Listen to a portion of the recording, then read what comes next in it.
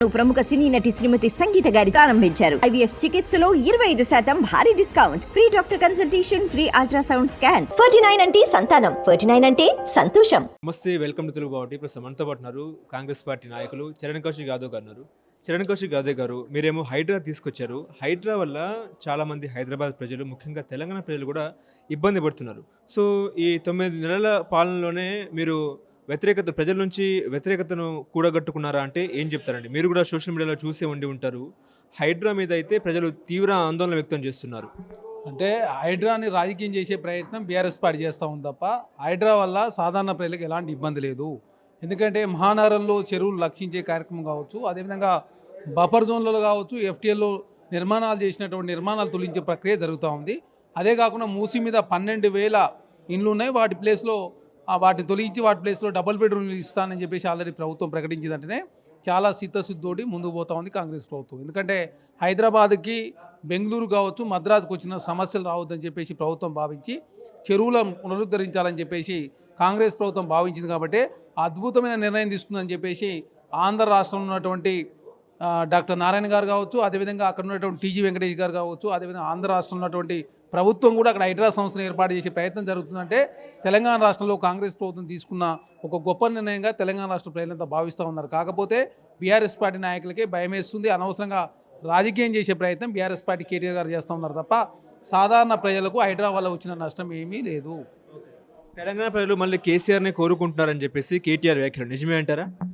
ఇప్పుడు కేటీఆర్ గారు వారు ఏంటంటే ఎంతసేపు రాజకీయం చేసే ప్రయత్నం. ఎందుకంటే మీరు చూసిరు, మొన్న జరిగిన పార్లమెంట్ ఎలక్షన్లో బీఆర్ఎస్ పార్టీ 9 స్థానాల్లో డిపాజిట్ కోల్పోయింది. అదే కాకుండా 2 స్థానాల్లో మాత్రమే సెకండ్ వచ్చి 9 స్థానాల్లో గెలిచినటువంటి బీఆర్ఎస్ పార్టీ ఎమ్మెల్యే ఎలక్షన్లో 37% వచ్చిన టీఆర్ఎస్ పార్టీ 17% పడిపోయిందంటే మరి బీఆర్ఎస్ పార్టీ నాయకులు ప్రజలు కోరుకుంటురా లేరు తిరస్కరిస్తురా లేదా బీఆర్ఎస్ పార్టీ వద్దని చెప్పి కోరుకుంటారు. కాబట్టి బీఆర్ఎస్ పార్టీ 17% ఓట్లకు పరిమితమై 20% ఓటు తగ్గినాయి.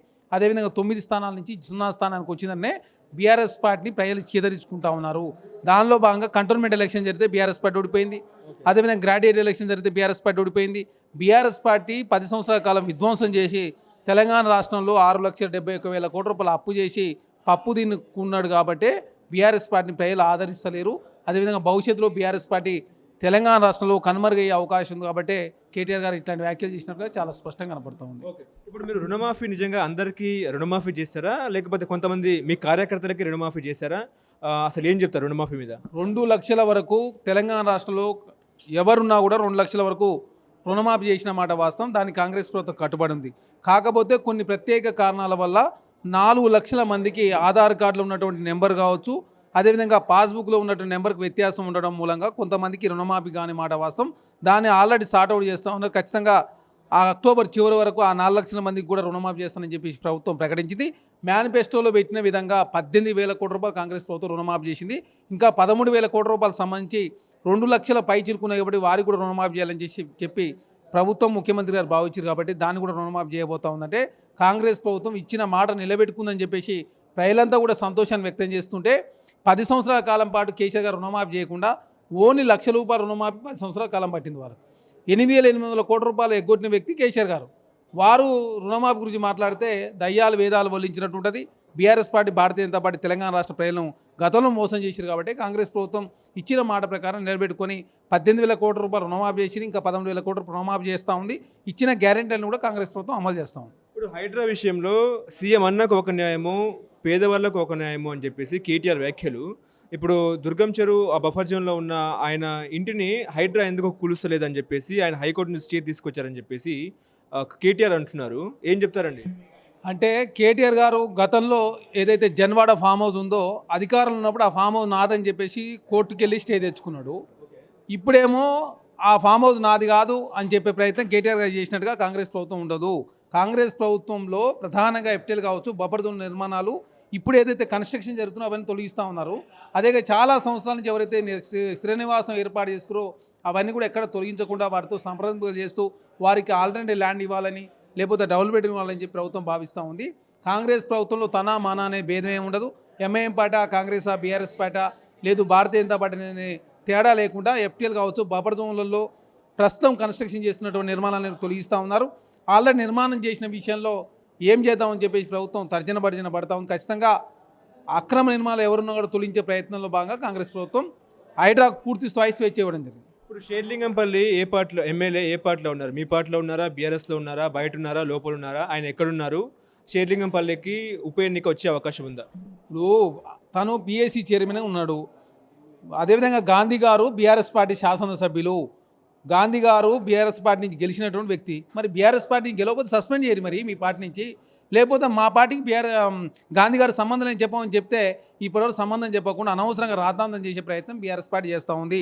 ప్రతిపక్షంలో ఉన్నటువంటి బీఆర్ఎస్ పార్టీ శాసనసభ్యులు కాబట్టి పిఏసీ చైర్మన్గా అసెంబ్లీ స్పీకర్గా నియమించారు. వారికి ఉన్నటువంటి విచక్షణ అధికారాలు ఉపయోగించారు తప్ప వారికి కాంగ్రెస్ పార్టీకి గాంధీ గారికి ఎలాంటి సంబంధం లేదు. బీఆర్ఎస్ పార్టీకి గాంధీ గారి సంబంధం లేదైతే బీఆర్ఎస్ పార్టీ నుంచి సస్పెండ్ చేయాలని చెప్పేసి మేము కాంగ్రెస్ పార్టీగా కోరుతాం. ఇప్పుడు పట్నం మహేందర్ రెడ్డి కానీ మంత్రి పొంగులేటి శ్రీనివాస్ రెడ్డి ఇల్లు కానీ ఎమ్మెల్యేల ఇల్లు ఇంటి వైపు హైడ్రా ఎందుకు వెళ్తలేదు అనేది ఒక చర్చ. అంటే పొంగులేటి శ్రీనివాస్ రెడ్డి చాలా స్పష్టంగా ఎఫ్టీఎల్ కావచ్చు బఫర్ జోన్లో నా నిర్మాణం ఉంటే తొలగించండి అని చెప్పడం జరిగింది. పట్నం మహేందర్ రెడ్డి గారు అదే చెప్పడం జరిగింది. అదేవిధంగా కేవీపీ రామచంద్రరావు గారు కూడా అదే చెప్పడం జరిగింది. పల్లన్ రాజు గారి తమ్ముడు ఆనందరాజు గారికి సంబంధించినటువంటి ఏదైతే అక్రమంగా నిర్మాణాలు జరిగినా వారిని తొలగించడం జరిగింది. ఎంఐఎం పార్టీకి సంబంధించినటువంటి యాకత్పూర్లో తొలగించారు. అదేవిధంగా భారతీయ జనతా పార్టీకి సంబంధించిన వ్యక్తులు తొలగించారు. అదే కాకుండా కేటీఆర్ గారికి సంబంధించినటువంటి జన్మాటలో ఉన్నటువంటి వారు నిర్మించుకున్నటువంటి ఏదైతే గెస్ట్ హౌస్ ఉందో పిరంగి నాలా మీద నిర్మించినటువంటి గెస్ట్ హౌస్ విషయంలో కూడా ఆల్రెడీ రెవెన్యూ అధికారులు వాళ్ళు ఇన్స్పెక్షన్ చేస్తూ ఉన్నారు. ఖచ్చితంగా రిపోర్ట్ వచ్చిన తర్వాత నిజంగానే బఫర్ జోన్లో ఉంటే వారిని కూడా తొలగిస్తామని చెప్పేసి ఆల్రెడీ హైడ్రా ప్రకటించింది. హైడ్రాకి పూర్తి స్వేచ్ఛ ఇవ్వడంతో తెలంగాణ రాష్ట్రంలో ప్రజలంతా కూడా హర్షిస్తూ ఉన్నారు తప్ప హైడ్రాని ఎవరు కూడా చీదరిస్తలేరు. తెలంగాణ రాష్ట్రంలో కాంగ్రెస్ ప్రభుత్వం రేవంత్ రెడ్డి గారు ఒక గొప్ప నిర్ణయం తీసుకుంటూ భవిష్యత్ తరాల కోసం కాంగ్రెస్ ప్రభుత్వం తీసుకున్న నిర్ణయాన్ని ప్రజలంతా కూడా స్వాగతిస్తూ ఉన్నారు. ఓకే, ఇప్పుడు తెలంగాణ అనేది 7 అన్నదమ్ముల మధ్యలో బందీ అయిందని చెప్పేసి కేటీఆర్ మాటలు నిజమేనా?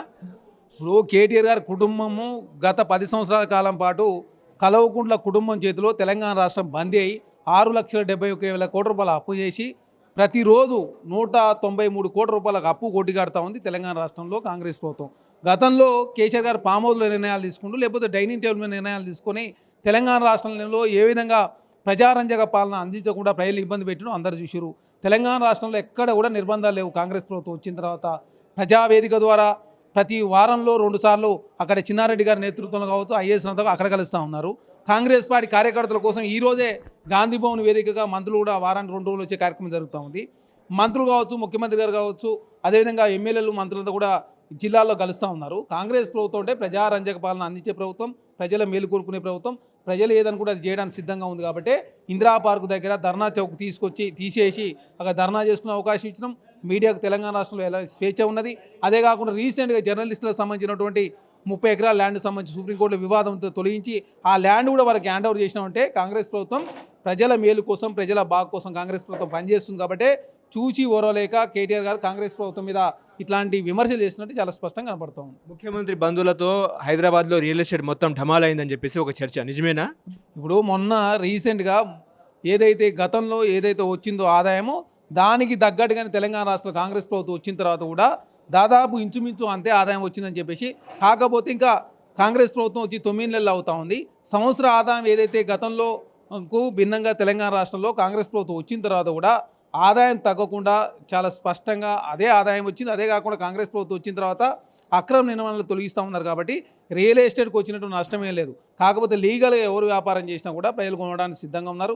గతంలో ఎఫ్టీఎల్లో కావచ్చు, బఫర్ జోన్లో కావచ్చు, కాలువల మీద కావచ్చు, అదేవిధంగా ఇట్లాంటి ల్యాండ్లు కొనడానికి ప్రజలు సుంకత చూపుతలేరు. కాబట్టి అనవసరంగా కాంగ్రెస్ ప్రభుత్వం మీద బురదలే ప్రయత్నం BRS party, Bharatiya Janata party చేస్తాం తప్ప కాంగ్రెస్ ప్రభుత్వం వచ్చిన తర్వాత తెలంగాణ రాష్ట్రాలకు ప్రజలకందరికీ కూడా స్వేచ్ఛ వచ్చిందని చెప్పేసి ప్రజలంతా భావిస్తూ ఉన్నారు.